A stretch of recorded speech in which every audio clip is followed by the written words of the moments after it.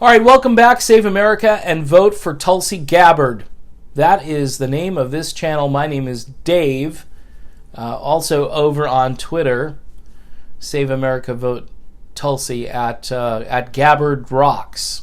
Okay, it's a little sort of connecting my music channel thing to, Gabbard Rocks, man.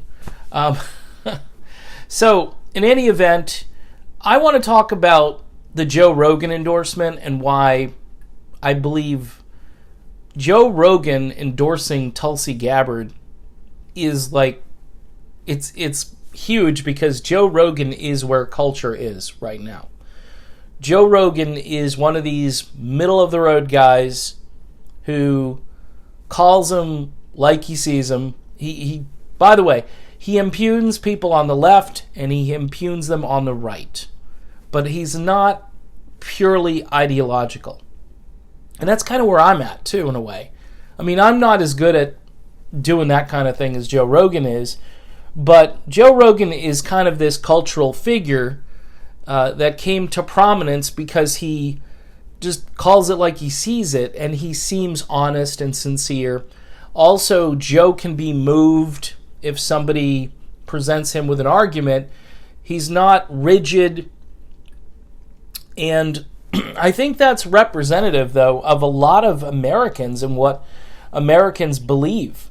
I think Americans who aren't tribal... Now, this is the key, though, because we have a media that is tribal. That's all they do.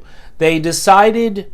Really, it started with Fox News. If you go back in history and you look at when media became tribal, Fox News was the beginning of it, although you could make the argument that Fox succeeded because all the other networks were beginning to be tribal toward, kind of the left, the neo-lib sort of left kind of paradigm. And Fox comes along with a neoconservative network with figures like Bill O'Reilly and Sean Hannity.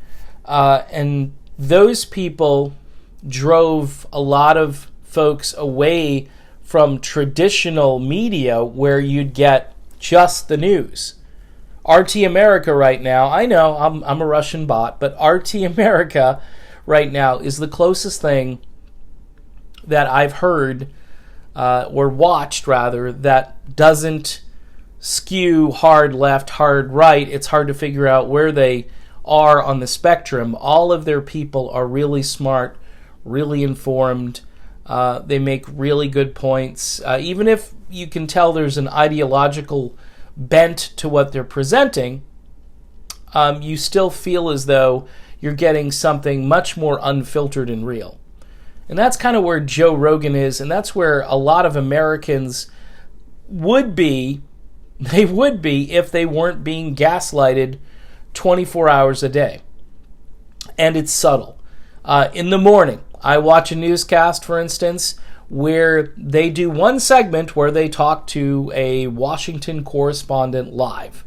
It's an NBC News affiliate. So they talk to this woman in D.C. who has a scowl on her face, kind of, and then when she talks, she perks up a little bit. But it's always a negative Donald Trump story, by the way. Every morning, it's always a negative Trump story. Or it might have to do with Joe Biden gaining so much in the polls and being the savior. Joe Biden, thank goodness he's in the race now, and let's talk about his campaign and where he's at. I know, by the way, Donald Trump is now under this investigation, that investigation.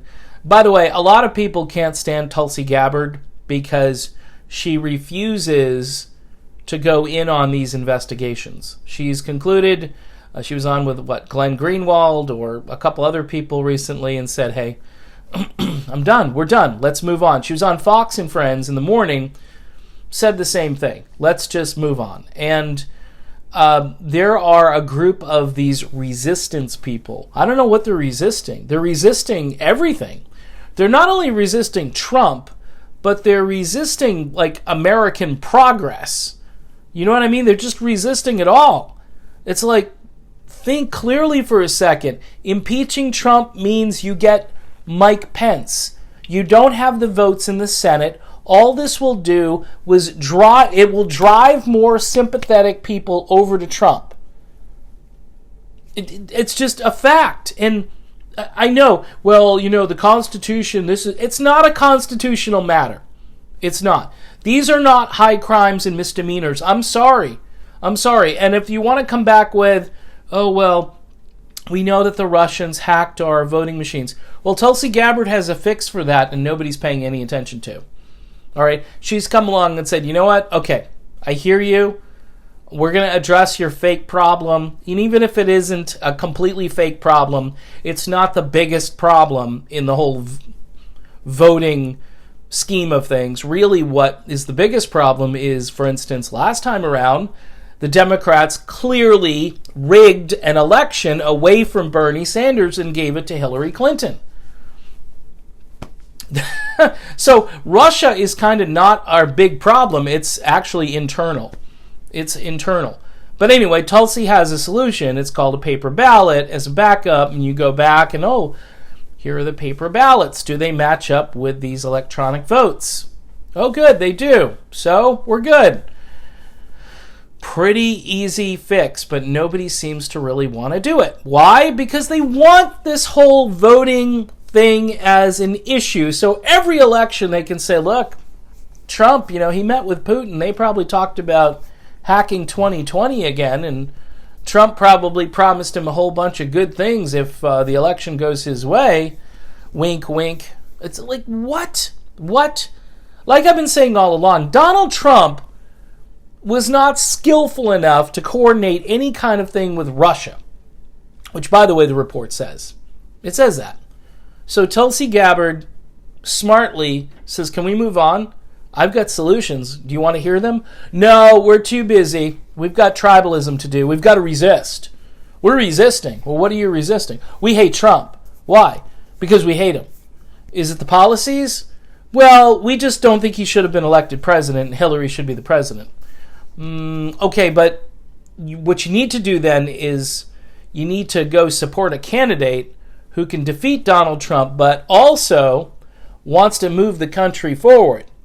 Well, thank goodness Joe Biden is in the race, and we're going to support him, and he's the best. He's the best person to beat Trump. We need to beat Trump at all costs because Trump is bad.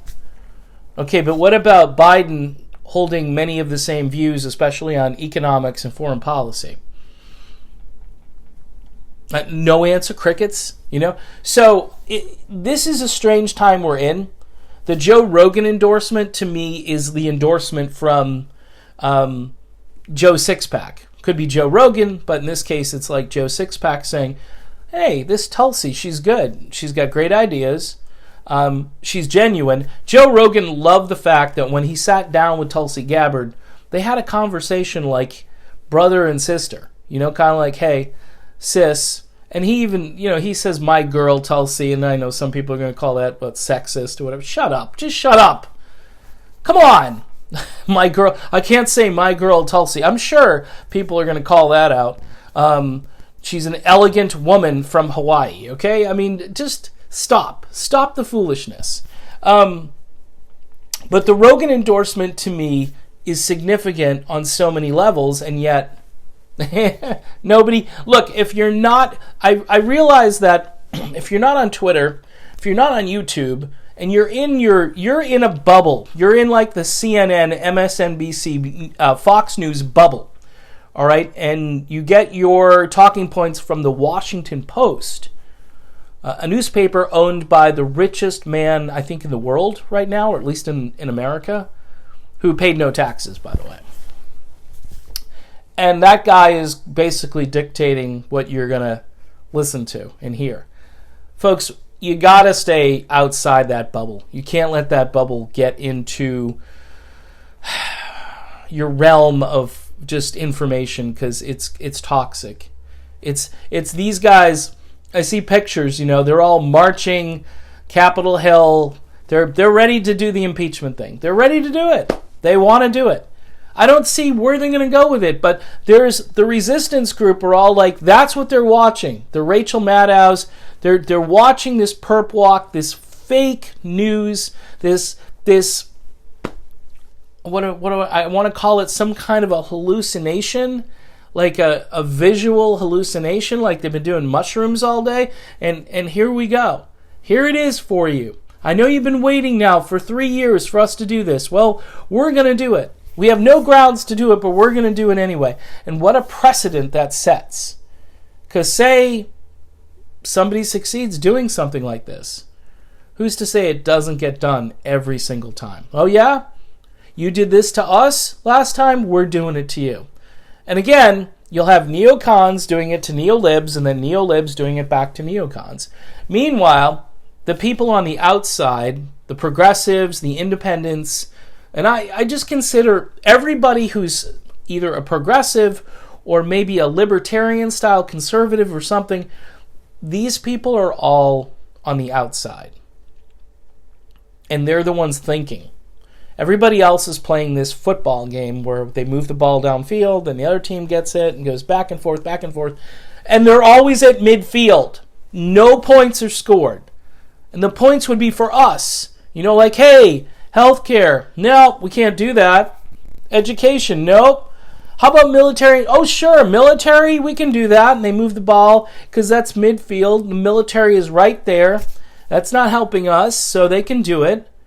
Well, it is providing a lot of jobs for people who want to enlist and risk their lives in a dangerous war that we're going to put them in. We're going to put them in harm's way, even though there are no interests here that serve the country, but we're going to do it again. See, Joe Rogan to me represents not just the middle of the country, but the thinking person who thinks it through and says, yeah, Tulsi is great. And everybody else is looking at her as, well, I've heard she likes Assad. Everybody is affiliated with Russia, who she knows. It's like the Jill Stein commentary. I talked about that, where, you mentioned Jill Stein and immediately it's, she's a Russian plant. Yeah, Jill Stein, a third-party candidate that realistically didn't have any chance of winning the election. Exactly. She was put in there just to skim votes from Hillary. Guess what? Jill Stein and Hillary Clinton have absolutely nothing in common. Same with Tulsi Gabbard and Joe Biden. They have absolutely nothing in common.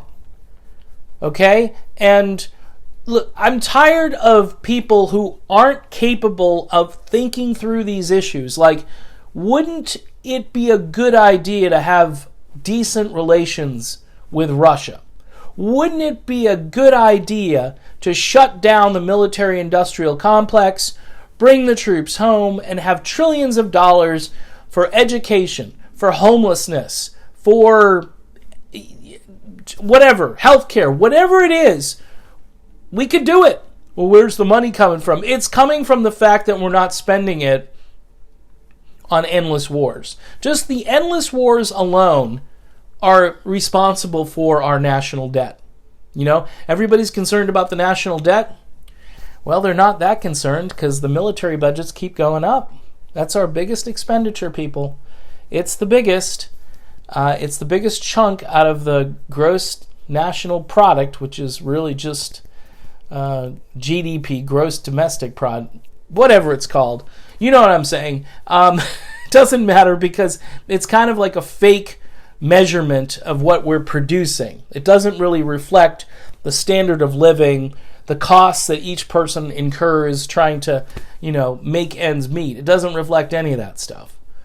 But what I do know about the Rogan endorsement and to some degree the Ron Paul endorsement is that these are smart people making decisions that are based on common sense, and they understand that this person could actually run the country, and they would be credible, they would be respectable, and I don't know anybody that would be embarrassed by Tulsi Gabbard as their president. So there you go. That's my video. See you soon.